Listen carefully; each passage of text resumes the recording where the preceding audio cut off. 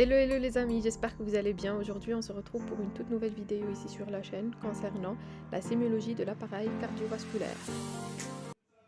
Débutons par les palpitations. Donc une palpitation est la perception par le sujet des battements cardiaques qui normalement ne sont pas ressentis chez l'homme sain. La syncope est une perte de connaissance subite avec arrêt ou affaiblissement des battements cardiaques et suspension plus ou moins complète des mouvements respiratoires. La tachycardie, c'est tout simplement l'accélération des pulsations. La bradycardie, c'est totalement le contraire, c'est le ralentissement des pulsations au-dessous de 50 battements à la minute.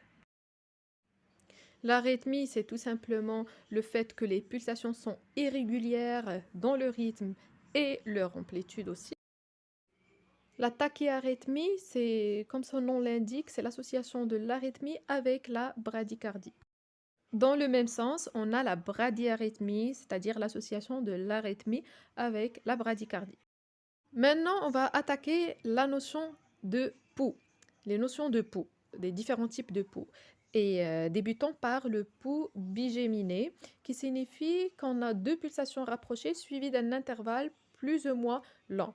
Après, on a le pouls filiforme, qui donne au doigt la sensation d'un fil, et il est en général très rapide et se rencontre dans les états de choc. Et finalement, on a le pouls bondissant, qui donne la perception d'un soulèvement brusque et intense au doigt. Puis on a l'hématome, qui signifie une collection sanguine bien limitée et qui peut être profonde ou superficielle. Ensuite, on a l'échymose, qui signifie lui aussi un épanchement de sang non circonscrit siégeant dans les tissus conjonctifs ou graisseux.